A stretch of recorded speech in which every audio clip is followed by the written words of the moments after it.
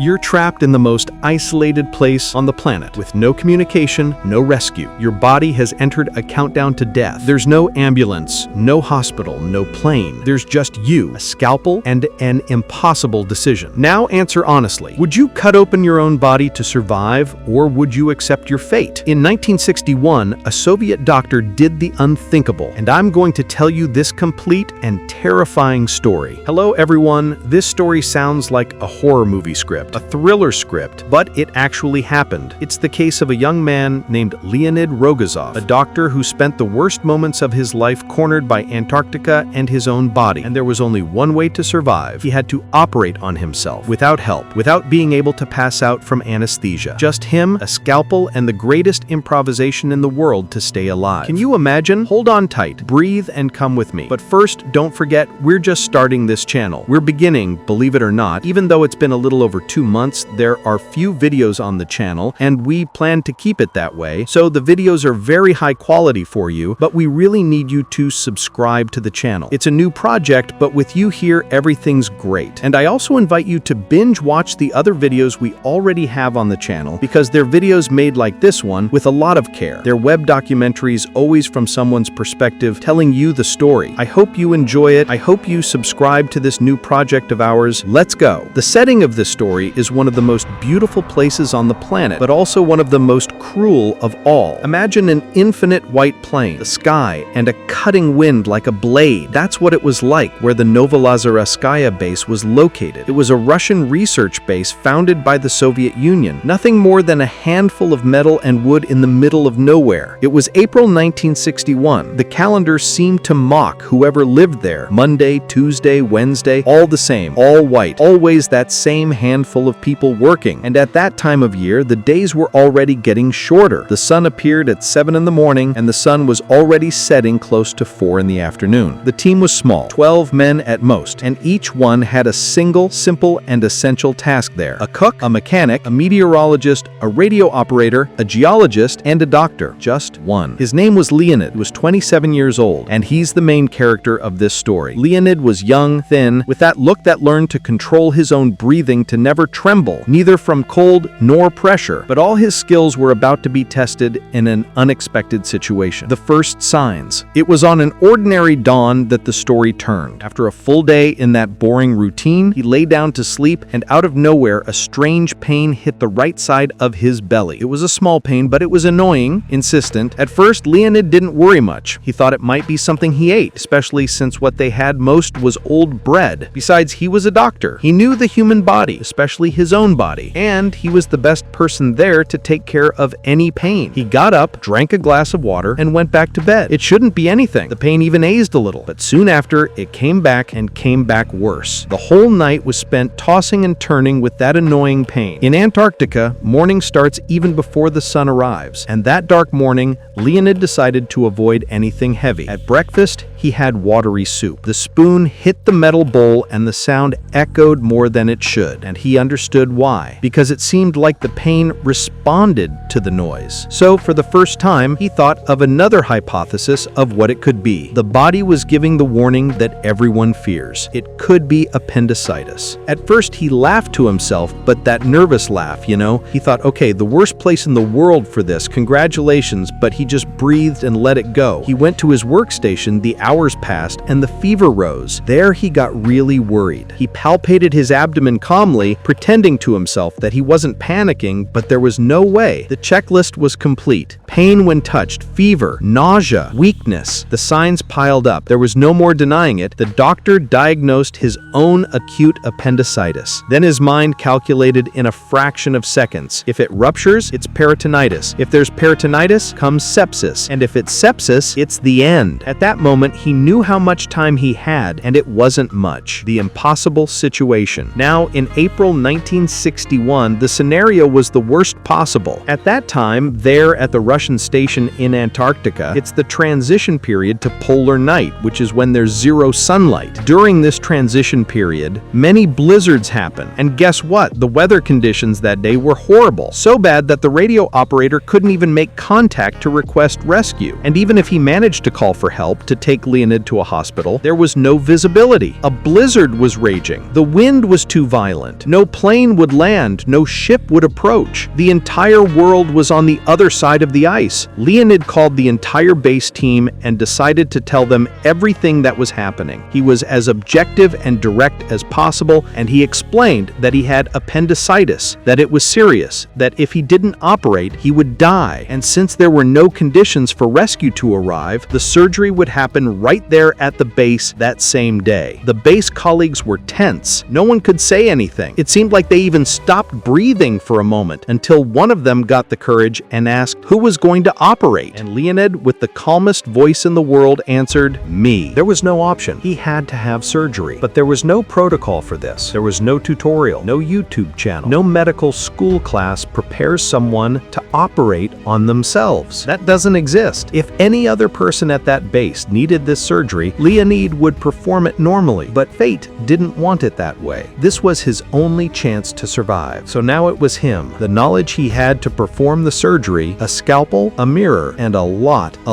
of courage. He chose two companions to help, not as surgeons, but as extra hands. One held the mirror and the other held the light and passed the instruments. They trained the basics for a few minutes, like how to hand over forceps, how to keep the light steady, how to clean the mirror if it fogged up. Leonid seemed calm, but it was all a facade. Inside, he was scared. Scared of the pain, scared of making a mistake, and a paralyzing fear of dying. But doing nothing wasn't an option, and the clock was ticking. His body wasn't going to wait much longer. A small room at the base became an improvised operating room, and the smell of alcohol flooded the environment. They covered a table with clean sheets, and Leonid tested which position was most stable for him to operate on himself. They checked the instruments, and the only thing they had was basic first aid. Needle, thread, scalpel, syringes, forceps, gauze, everything counted. The time for surgery arrived. He took a razor and shaved the hair from his belly, where soon he would make the first cut. Then came the time to position the mirror. It had to have the perfect angle, and any movement the colleague made could lead to a fatal error, because the plan was for Leonid to operate on himself through the mirror's reflection. He knew the inverted image deceives. A movement that seems like it should be to the left had to be to the right. It was like learning to write with the opposite hand in 15 minutes. Everything positioned, Leonid stopped, breathed, and thought, it's now. No one could do that for him. The surgery. Leonid anesthetized his belly. It had to be the minimum amount of local anesthesia possible because he had to be totally conscious and without nausea to proceed with the surgery. He gave the anesthesia time and tested with the tip of the scalpel on his belly, and when he didn't feel the tip of the cut, it was time to begin. The first incision had to be big enough for him to have space to see everything inside and have room to maneuver with his hands and instruments. From there on, he continued opening layer by layer of his own body, and the thought was only one: don't make a mistake. Don't make a mistake. The inverted image in the mirror brought sweat, and to make it worse, the mirror fogged up all the time. The procedure had to stop to clean the mirror and reposition it perfectly again. The anesthesia was little, and the stress was a lot. His body trembled involuntarily. The pain was gigantic, and any wrong millimeter with the scalpel, he could puncture a vital organ. The left hand held the retractor, and the right made the cuts, hoping not to do anything in the wrong direction because of the mirror. To make it worse, the fever and nausea persisted, and he fought to stay focused on the mission. Even so, he kept opening the path. The abdominal cavity began to reveal itself, like a map he knew well, but seen upside down and from right to left. After an infinite time, Leonid began to get worse. The nausea became monstrous. Sweat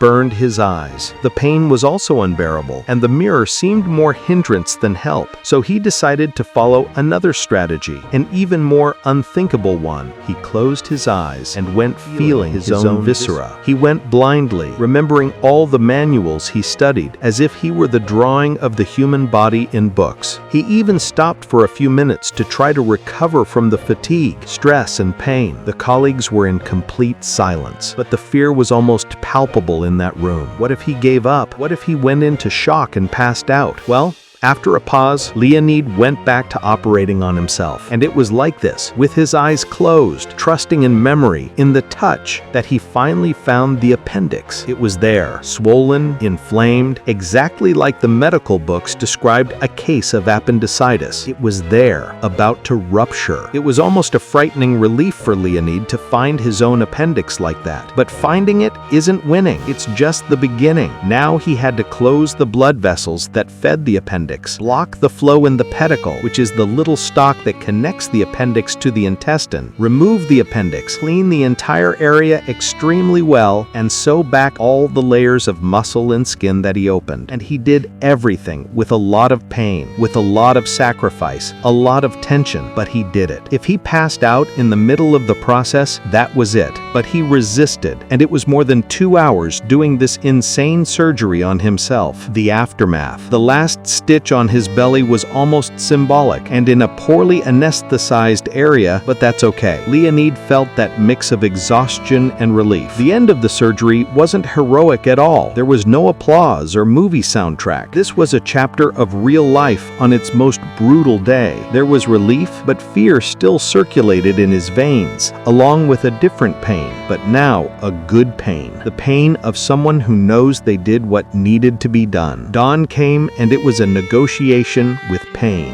Antibiotics, rest, warm compresses. He woke up several times sweating. The fever was still wanting to win, but gradually the body stopped fighting. Gradually the wound healed in a healthy way. The fever disappeared, the pain became increasingly bearable until it also went away. In less than 2 weeks later, he had already returned to normal service at the base, and life went on normally. But the guys at the base looked at him differently. Now, he was no longer just the young Dr. Leonid Rogozov. He was the guy who faced the pain and the fear of death with a scalpel in hand. The news took time to cross the oceans, but when it arrived, it became legend. People were thirsty for photos, reports, the logbook, any kind of record of this feat. The story of young Leonid in the middle of Antarctica lived to be 64 years old, and to this day remains in history as one of the greatest acts of courage in medicine. But in the end, Leonid Rogozov's story isn't about a real-life superhuman. It's about an ordinary man in an extreme situation, and he simply faced it. Now tell me, what if it were you in the middle of Antarctica, a scalpel and an inverted image in the mirror? Would you have the courage to cut yourself open to stay alive? Thank you for this video. I really ask that you subscribe to the channel, comment below with other suggestions for this channel for us to bring to you. It's really great to know that you're with us on this channel. You have no idea how it strengthens all our work to know that you're joining a new project of ours. Thank you from the heart. I hope to see you in the next video. Thanks.